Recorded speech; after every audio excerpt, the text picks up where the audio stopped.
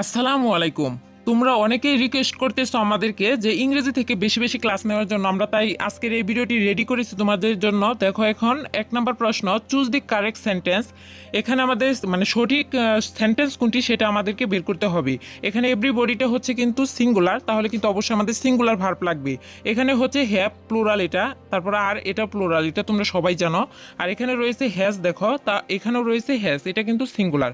যেহেতু দুইটাতে হ্যাজ রয়েছে, তার পরবর্তীটা দেখবো আমরা। দেখো এখন পরবর্তী ওয়ার্ডটা দেখবো। এখানে এখানে রয়েছে গন, তারপর রয়েছে ওয়েন্ট। ওয়েন্টটা কিন্তু অবশ্যই পাস্ট ফর্ম, তোমরা সবাই জানো।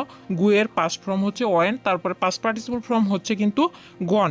এখন হ্যাজের পরে কিন্তু অবশ্যই পাস্ট পার্টিসিপল ফর্ম বসে, তাহলে কিন্তু এটাই হবে রাইট আনসার, ছোট ক নাম্বার। আশা করি বুঝতে পারছো। তোমাদের ভর্তি পরীক্ষার জন্য কিন্তু প্রিপোজিশন টপিকটা খুবই গুরুত্বপূর্ণ। এখান থেকে মাস্ট বি প্রশ্ন আসবে, এগুলো কিন্তু বারবার রিভিশনের তালে থাকো তোমরা। এখানে 2 নম্বর প্রশ্নটা রয়েছে হি ফ্যান্টাসিস্ট ড্যাশ উইনিং দি লটারি। এখন ফ্যান্টাসিস্টের পরে কিন্তু এটা হচ্ছে মানে প্রিপোজিশন অল টাইম হচ্ছে অ্যাবাউট বসে, এটা কিন্তু তোমাদেরকে অবশ্যই মুখস্থ রাখতে হবে, তাহলে কিন্তু পারবি। তারপর দেখো 3 নম্বর প্রশ্ন রয়েছে যে দি প্রাইসেস অফ রাইস আর। এখানে একটা জিনিস খেয়াল করো যে এখানে অফ দেওয়া আছে, অফের প্রথমটিকু অনুসারে কিন্তু তোমাদের ভার্ব হবে এবং পরবর্তী অংশটা হবে। এখানে যে রাইস রয়েছে, রাইস অনুসারে কিন্তু মানে ভার্ব হয় না। এখানে কিন্তু দি প্রাইসেস এটা অনুসারে কিন্তু ভার্ব হবে। তাহলে দি প্রাইসেস হচ্ছে প্লুরাল, তাহলে ভার্বটা হবে প্লুরাল। এখানে আর বসেছে, ভালো কথা। এখন পরবর্তী ভার্বটা, মেন ভার্বটা কি হবে সেটা হচ্ছে, দেখো এখানে আর রয়েছে, আর তো কন্টিনিউয়াস টেন্স, তাহলে কি হবে কন্টিনিউয়াস টেন্সের মানে ভার্বের সাথে আইএনজি ফর্ম হবে। তাহলে এখানে আইএনজি ফর্ম কিন্তু এখানে রাইজিং এটা হবে। রাইস মানে কিন্তু মানে বাড়তেছে, চাউলের মূল্য কিন্তু ক্রমাগত কি হচ্ছে বাড়তেছে, সেক্ষেত্রে রাইজিং হবে। এই যে রেইজিং, এটা কিন্তু হাত উঠানো, এগুলো কিন্তু অন্যগুলা, এটা ভালোভাবে খেয়াল রেখো। আমাদের 4 নম্বর প্রশ্ন খুবই ইজি একটা কোশ্চেন যে he divided the money dash the two children. এখন দেখো এটা হচ্ছে প্রিপোজিশন থেকে এসেছে। যখনই দুইটা চিলড্রেন অর্থাৎ দুইটা বাচ্চার মধ্যে কি বলতেছে যে টাকা ভাগ করে দেওয়ার কথা বলা হয়েছে, সেক্ষেত্রে কিন্তু তোমাকে অবশ্যই বিটুইন বলতে হবে। যেমন একটা জিনিস খেয়াল করবে, তোমরা কিন্তু যখন ডায়লগ লিখতে আগে পরীক্ষার হলে, তখন কিন্তু তোমরা বিটুইন লেখা থাকতো যে রাইটের ডায়লগ বিটুইন।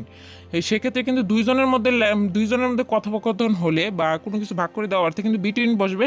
আর যদি মানে দুইজনের অধিক বোঝায়, তাহলে কিন্তু অবশ্যই অ্যামাং ব্যবহৃত হবে। আমাদের 5 নম্বর একটা প্রশ্ন যে 3/4 of the work days finished. এখন তোমরা এখানে দেখবে যে অফ রয়েছে, তাহলে অফের আগেরটুকু তোমাদের একটু আগে যে আমি একটা কোশ্চেন বুঝিয়ে আসলাম, সেটা অনুসারে কিন্তু 3/4 হচ্ছে সাবজেক্ট বোঝানো হচ্ছে। কিন্তু এক্ষেত্রে কিন্তু হবে না। যখন ভগ্নাংশ দ্বারা কোনো সেন্টেন্স শুরু হবে, তখন কিন্তু পরবর্তী অফের পরবর্তী ওয়ার্ড অনুসারে কিন্তু তোমরা সাবজেক্ট ধরবে। যেমন এখানকার এই সেন্টেন্সের সাবজেক্ট হচ্ছে দি ওয়ার্ক। এখন দি ওয়ার্ক অনুসারে কিন্তু আমাদের কি করতে হবে, ভার্ব বসাতে হবে।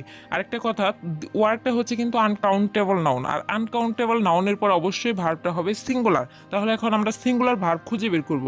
হ্যাভ হচ্ছে প্লোরাল, হ্যাড তো হচ্ছে কি পাস্ট ফর্ম, তারপরে হচ্ছে এখানে ওয়ারটা হচ্ছে কি প্লোরাল। তাহলে সেক্ষেত্রে কিন্তু আমরা হ্যাজ ব্যবহার করতে পারি।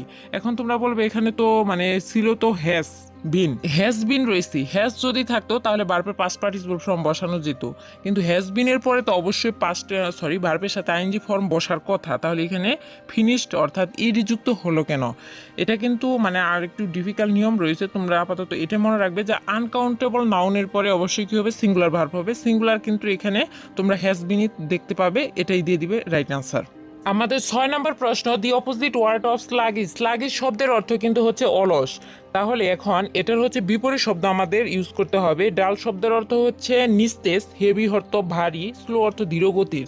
আর অ্যানিমেটেড শব্দের অর্থ হচ্ছে সজীব, উদ্দীপিত করা, প্রাণবন্ত, এরকম একটা বোঝাচ্ছে। তাহলে অলসের বিপরীত শব্দ কিন্তু অ্যানিমেটেড, এটাই কিন্তু হবে একদম পারফেক্ট একটা আনসার, এটাই হবে রাইট আনসার।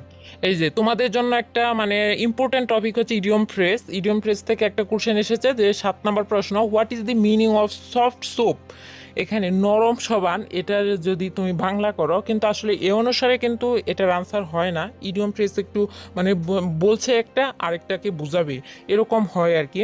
এখানে হচ্ছে এটা রাইট আনসার হবে, এগুলো মুখস্থের বিষয়, যে ফ্লাটার ফর সেলফ মোটিভস, এটা হবে রাইট আনসার। তোমরা এটা কিন্তু মুখস্থ করে নিবে, ইডিয়ম ফ্রেজ তো অবশ্যই মুখস্থ করতে হবে। আমাদের 8 নম্বর প্রশ্ন খুবই ইজি একটা কোশ্চেন, অনেক ভিডিওতে আমি এটা দেখাই এবং এটা খুব শর্ট টেকনিক, মজার একটা প্রশ্ন। দেখো যে তুমি জানো কি শেকে ট্রান্সলেশন কোনটি হবে।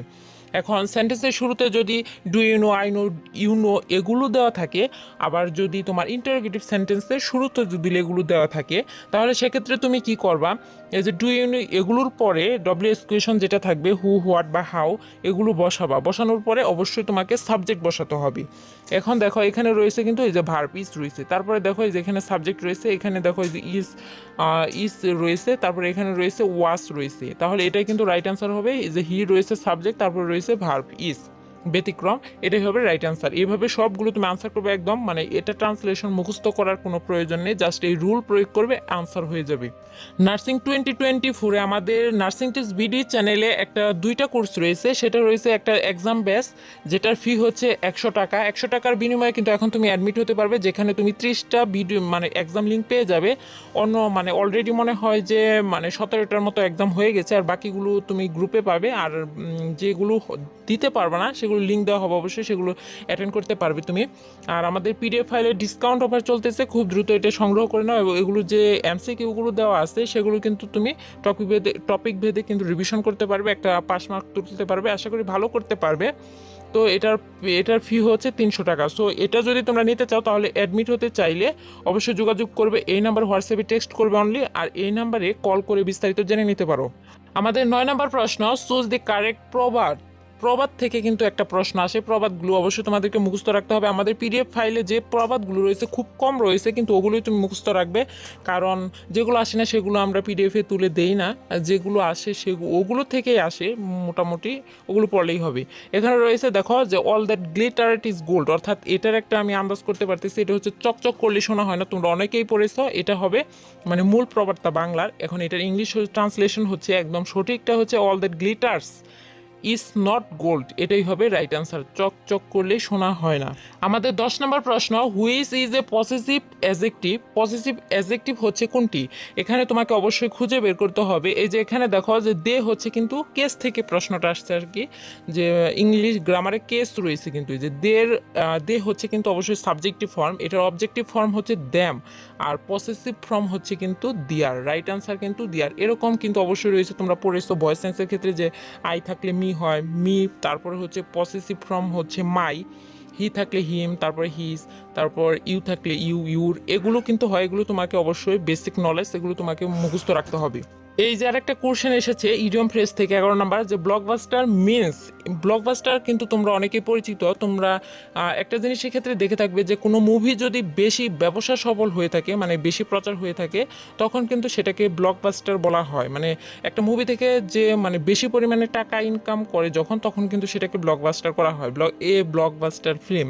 এক্ষেত্রে আমি একটা মুভির নাম বলতে পারি, যেমন 2023-তে ছিল প্রিয়তমা, সেটা কিন্তু একদম ব্লকবাস্টার, অনেকগুলো দেশে এটা মানে রিলিজ হয়েছিল। আর সেক্ষেত্রে কিন্তু তুমি মনে রাখতে পারো যে a powerful explosive to demolish মানে বিল্ডিংস। আমাদের 12 নম্বর প্রশ্ন, যে which one is an abstract noun. Abstract noun আমি বলে দিচ্ছি, তার আগে দেখো ক্লাস, রাইস এগুলো কিন্তু হচ্ছে কমন নাউন। তারপর হচ্ছে টিম হচ্ছে কিন্তু কালেকটিভ নাউন। কালেকটিভ নাউনের আরেকটা সুন্দর উদাহরণ হচ্ছে কিন্তু ক্যাটল।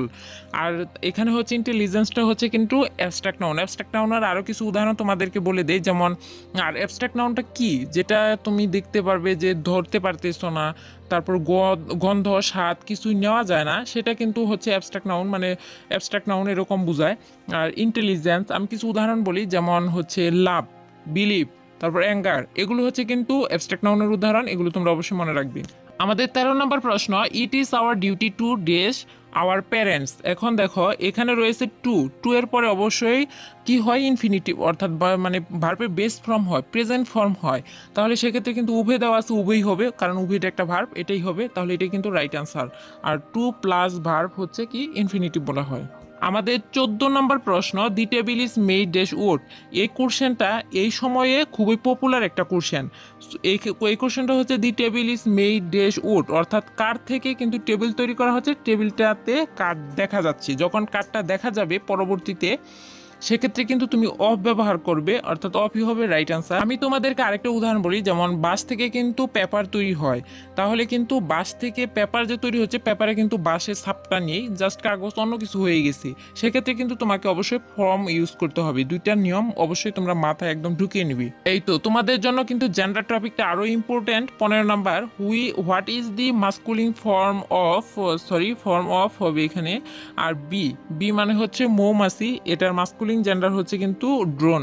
Right answer. মুখস্থ করতে হবে, এগুলো মুখস্থের বিষয়। সো ভর্তি পরীক্ষার্থীরা, তোমাদের জন্য সব ভিডিওতে আমরা কুইজ প্রশ্ন রেখে দিই। এই ভিডিওর জন্য অবশ্যই কুইজ প্রশ্ন রয়েছে, যে কুইজ প্রশ্নটা হচ্ছে he said to me thank you make indirect speech. এই কোশ্চেনটা তোমরা অবশ্যই, তোমরা যারা পারো তারা কিন্তু অবশ্যই এটা কি করবে, আমাদের কমেন্ট বক্সে কমেন্ট করবে। যাদের হবে তাদেরকে কিন্তু আমি লাভ রিক দিব। এই ছিল আমাদের আজকের ভিডিওটি। তোমাদের জন্য অবশ্যই আমরা ডেইলি ভিডিও আনার চেষ্টা করব, যেহেতু একদম এক্সাম একদম কাছে। ভালো করে পড়াশোনা করতে থাকো বাড়িতে। ভিডিওটি ভালো লাগলে অবশ্যই কিন্তু লাইক কমেন্ট সাবস্ক্রাইব করবে, শেয়ার করে দিও বন্ধুদের সাথে। ভালো থাকো, সুস্থ থাকো, আল্লাহ হাফিজ।